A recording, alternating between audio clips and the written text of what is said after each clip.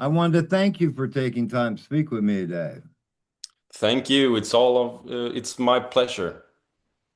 Unless We Thrust is out and it's gotten great reviews. Did you expect the great response that you received on this album? Well, I was pleased with the result, so I hoped for great Mm. reviews, but um, the most part of the bunch of reviews I've seen has been quite positive. Yes, very much so. But the ones that may have some critique, they are usually talking about the name choice and about about the lyrics. They Sure. usually they don't really talk about the music. They talk about the lyrics. So Right. yeah, the horror theme is not for everyone. And I wanted to ask you, if someone hasn't been introduced to the band, what track would you use as an example of the band from this album? Um, the one track that I feel like represents us in a good way could be Misery's You, which is both melodic and heavy at the same time. And I think we are in our like home base with that song. So that's where I will probably take us on the third record later on. And I wanted to ask you, there is a lot of contrast in the sound of the band. Is it hard when you're putting a track together to combine both aspects but not take away from one or the other? Yeah, it can be. It can be, especially since the first record was my solo project in a sense. Mhm. So when I found a singer, Linus, um, that I just realized then that I need to build this band around his voice and his capabilities, you know.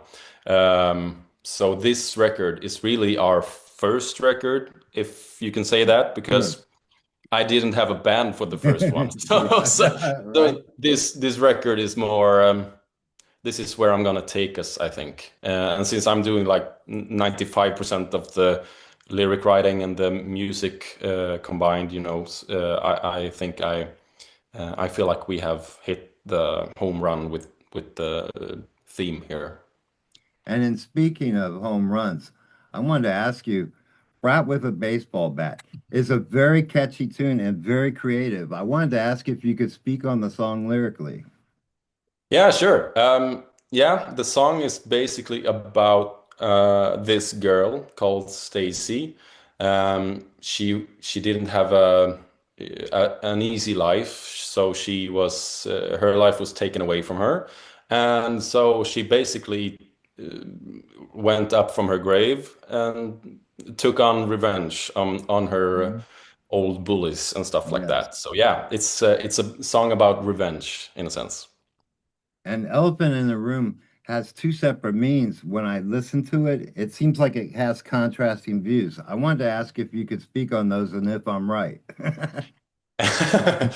Well, I hope so. Yeah, man. That song, "Elephant in the Room," was written with Sampsa Astala, with which he was the drummer for the Finnish monster band Lordi back in the Oh, day. yes. Yeah, Yeah.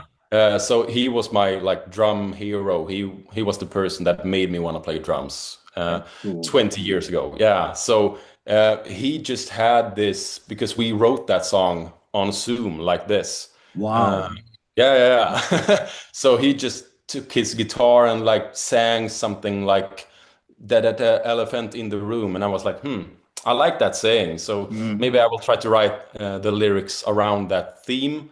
But yeah, that to my knowledge, I try to, since I'm a horror freak, I love a lot of horror films and such. So I took inspiration from Annabelle, like a haunted doll or something, and in some twisted way, the person that sings the song is madly in love with that doll. Yes. Yeah, so the elephant in the room, in that sense, I guess the doll is the elephant in the room. Mm. There's a You shouldn't be in love with doll. So that's the big issue with that song, I Sure. guess. Yeah. And you have a guest on Victoria. I wanted to ask you, was how was it gain um, the involvement of Evan Stanley, and how did it all come about for you? Yeah, that's actually a funny story because with my previous band 10 years ago, I, I wanted a guitar player, like a featured artist on Mhm. one of our songs. Our band was called The Wires back then. Still, like 3 out of 5 members are the same as in this band. So we are childhood friends, you can say. So I contacted like my favorite guitarists. Some of my idols did not respond, and some of them did. And one of them was Bruce Kulick Oh, wow. from Kiss. Yeah. Yeah. And he was really nice, and he listened to the song and he laid his guitar work on it. So I was super thrilled, a huge Hmm. Kiss fan. So that was and I can see that you are as well. Yes, yeah, absolutely. Yeah, great.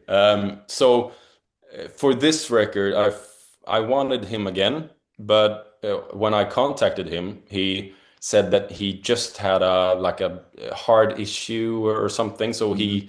he was under surgery and he was not at a good place to play guitar. So he said, if you want a Kiss connection, I would absolutely recommend Evan Stanley for you. He's a young guy and really wants to do a lot of session work. So thanks to Bruce, I contacted Evan, and he was really nice. And like within a week, he laid his solo on that song. So yeah. That's amazing. You know, and yeah, I Kiss is what introduced me to metal. I was Oh, as cool. a youngster, I was a huge Beatles fan and Stones fan, and then a friend of mine, 76, brought over Kiss Destroyer.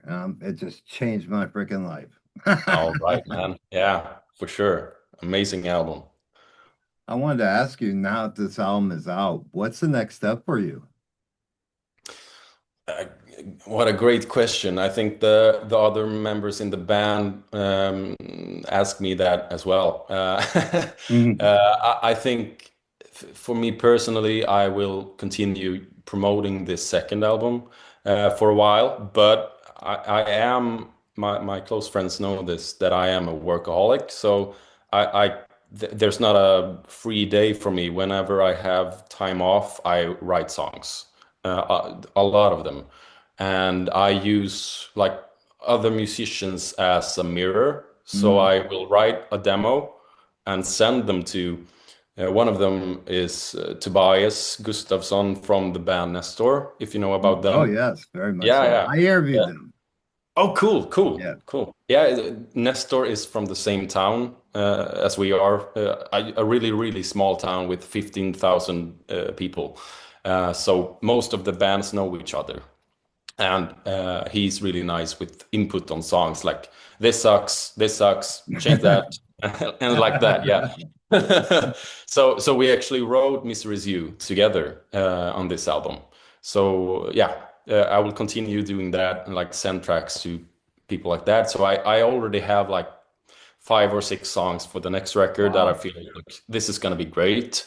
And now, yeah, I've taken some time off work this fall and the spring to write the next half of the album.